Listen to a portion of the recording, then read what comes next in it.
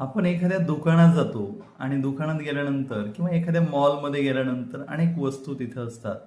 त्या वस्तूवरती एक टॅग लावलेला असतो, ज्याला आपण म्हणतो प्राइस टॅग. बरोबर आहे. म्हणजेच त्या प्राइस टॅगवरती त्याची किंमत छापलेली असते. जसं हे वस्तूंच्या बाबतीत प्राइस टॅग असतं ना, तसंच म्युच्युअल फंडाच्या संदर्भामध्ये NAV असतं. अनेक लोकांना कन्फ्यूज होतं की NAV काय भानगड आहे बरं. NAV हा एक ॲक्रोनिम आहे, शॉर्ट फॉर्म आहे नेट असेट व्हॅल्यू या शब्दाचा. जेव्हा म्युच्युअल फंडची खरेदी करतो आपण, तेव्हा आपल्या नावावरती आपण गुंतवलेल्या पैशाच्या अगेन्स्ट काही युनिट्स मिळतात. आता युनिट्स कसं समजून घ्यायचं, तर आताच उदाहरण आपण पुढे गेलो की दुकानात गेल्यानंतर आपण काय म्हणतो की साखर, 1 किलो साखरेचा काय भाव आहे, किंवा एका बिस्किट पुड्याचा काय भाव आहे. बरोबर आहे. किंवा 1 डझन पेन किती रुपयाला आहे. तर असं जे आपण प्राइस विचारत असतो, तशीच म्युच्युअल फंडामध्ये देखील काय आहे की म्युच्युअल फंडातल्या एका युनिटची किंमत, एका पार्टची किंमत म्युच्युअल फंडातल्या त्या स्कीम मधल्या, तर त्याची किंमत म्हणजे त्याची NAV असते. बरोबर आहे. आता हा NAV महत्वाचा घटक आहे.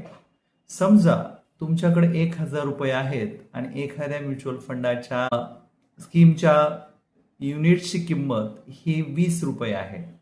म्हणजे पर युनिटचा भाव काय आहे, 20 रुपये आहे.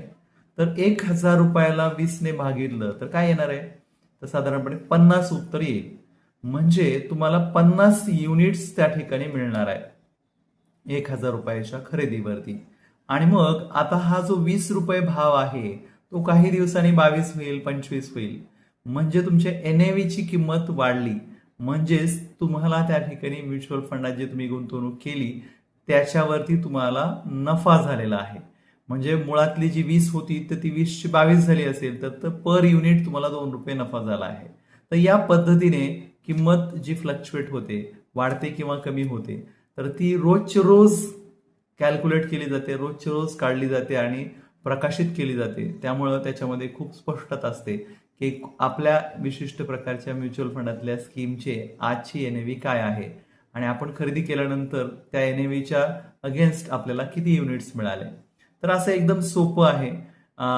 एखाद्या छोट्याशा घटकाची किंमत, आणि म्युच्युअल फंडामध्ये या घटकाला युनिट म्हटलं जातं, म्हणून आपण NAV हे इतक्या सहजपणे समजून घेऊ शकतो आपल्या दररोजच्या जीवनातील उदाहरणाने.